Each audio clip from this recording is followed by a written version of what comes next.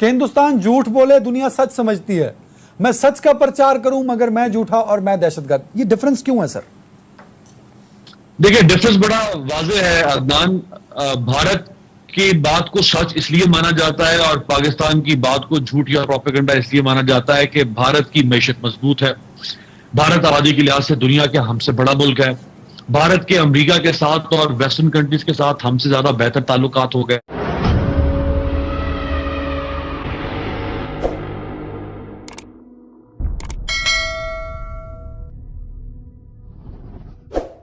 यानी पाकिस्तान इस्लामी जमहूरिया पाकिस्तान इस्लाम का चैंपियन हम नहीं वो उस तरह पेनिट्रेट कर सके जिस तरह वो मिडिल ईस्ट के अंदर यूएई के साथ, सऊदी अरब और बाकी मुल्कों के साथ पेनिट्रेट कर चुका है। जितने उसके लोग इस वक्त मिडिल ईस्ट में काम कर रहे हैं लेबर के तौर पे, पाकिस्तान के यानी पाकिस्तानी इतने वहां पे मौजूद नहीं है। तो उसका तो एक पूरा एक तनाजुर है कि वो किस तरह उसने इंटरनेशनल पॉलिटिक्स में अपनी जगह बनाई, इसीलिए दुनिया उसकी बात को मान लेती है। अदनान जी जी सर, बोल लीजिए जनरल साहब, बोल लीजिए। जितनी भी बातें अमीर अब्बास ने की हैं वो सारी दुरुस्त हैं, लेकिन मैं ये कहता हूं कि दुनिया ने तो जो करना वो करेगी और करती है। हमने कलभूषण पकड़ा था, क्या हमने वो इस्तेमाल किया? दुनिया को बताने की कोशिश की कि जनाब ये है भारत का चेहरा, ये दहशतगर्दी करवाते हैं। ये उसकी सारी कहानियां जो उसने किए, जो वाकयात जिनका वो बताता है, मैरान बेस का वाकया है, बलूचिस्तान में है, पैसे दिए, क्या ये दुनिया के सामने हमने प्रचार किया? जो पिछला दौर था उसमें तो कलभूषण का नाम नहीं किसी ने लिया।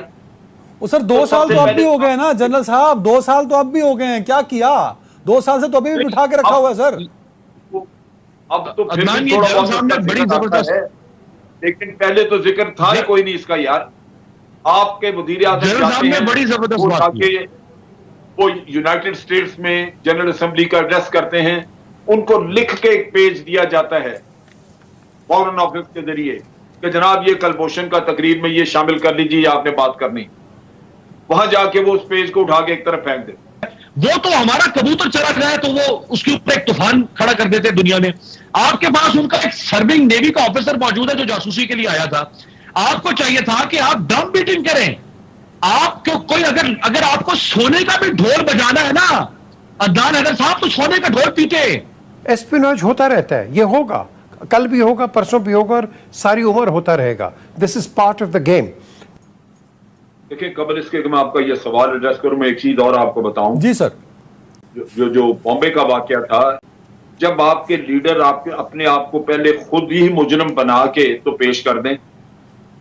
मियां साहब थे श्रीलंका में, वहां से टेलीफोन किया मोदी को, कहा मैं जाके करूंगा इसकी तहकीकात। अभी तो मोदी ने इल्जाम ही नहीं लगाया था आपके, और फिर आके FIR दर्ज करा दी आपने और फिर तहकीकात खुल गई। अगर आपका वजीर आजम ये कहे कि क्या हमें बॉम्बे में ये लोग भेजने चाहिए थे, और ये स्टेटमेंट उनके इंटरनेशनल कोर्ट ऑफ जस्टिस में चलाई गई, वहां रेफर की गई।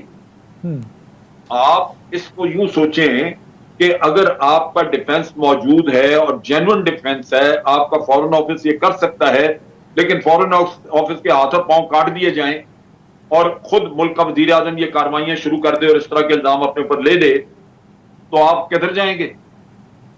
नहीं सर, मेरा पिछला सवाल भी इसी से रिलेटेड है सर। क्या हम जानबूझ के करते हैं कि हमारे दिल में मोहब्बत जाग जाती है, या हम उनके कहने पे करते हैं? अगर उनकी, देखिए सर, अगर मैं दुश्मन के फायदे का काम कर रहा हूं तो ये इसका मतलब ये हुआ कि मैं उसका एजेंट हूं ना सर। एजेंट की डेफिनेशन ये भी होती है। तो वी ऑल आर एजेंट्स, कि हम उनके लिए काम कर रहे हैं, उनकी भलाई के लिए, उनको फैसिलिटेट कर रहे हैं सर।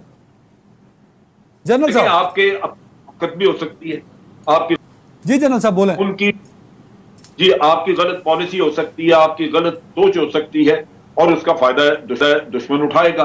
अब चीज ये है कि ये जो आपने काम कर दिया या उनको एक लेवरेज दे दी, क्या हम शुरू में ही ये नहीं कह सकते थे कि इंटरनेशनल कोर्ट ऑफ जस्टिस में हम नहीं जाएंगे, ये हमारी नेशनल सिक्योरिटी का इशू है? ये स्टांस तो लेते ही है। मीर साहब कुछ कहना चाह रहे हैं? देखें, आपको ये पता है, आप ये अपने ध्यान में रखिए, एक सेकेंड आप ध्यान में रखिए कि international court of justice United nation के बाकी अदारों की तरह ही है, जहां पे मुनाफकत चलती है, जहां पे आपका असर रसूख चलता है और आपका जज कोई नहीं वहां पे। तो इन हालात में अगर आप अपने आप को देखते, आप पहले कह सकते थे कि जनाब हम इंटरनेशनल कोर्ट ऑफ जस्टिस नहीं जाएंगे, ये आम केस नहीं है, ये हमारी नेशनल सिक्योरिटी का केस है, हमारे 70,000 लोग मारे गए थे इसमें, हम कैसे इसको इजाजत दें? लेकिन आपने तो जाके वहां भुगता। देखें जी, जब हम बात करते हैं ना एस्पियोनाज की, आपने कहा कि कुलभूषण के साथ बड़ा प्यार का सलूक और ये वो, देखें एक तो आपने बिल्कुल एक अच्छा सलूक रखना है, और लेकिन दूसरी चीज़ ये है कि अगर आपको याद होगा कि इन्हीं दिनों में इंडियन रॉ एजेंट्स या इनकी जो एजेंसी है, इन्होंने हमारा एक ex army officer through false pretences इनको नेपाल बुलाया, नेपाल बुला के रॉ ने उसको अरेस्ट कर लिया on espionage and other subversive activities. अब बात यह है कि हमारे भी जो एजेंट्स हैं वो पकड़े जाते हैं, उनके भी एजेंट्स पकड़े जाते हैं, पूरी दुनिया के अंदर होता है। और आपको सबसे बड़ा 50s के अंदर आपको याद होगा कि वो किम फिल्बी अफेयर जो डबल एजेंट निकला था ब्रिटेन का। आपकी अपनी पाकिस्तान एम्बेसी, ये शायद लोगों को नहीं पता कि आपकी अपनी एम्बेसी लाउंज स्क्वायर के अंदर जब वो रेनोवेशंस हो रही थी, वहाँ बगिंग डिवाइस निकले थे। अब वो किसने लगाए थे?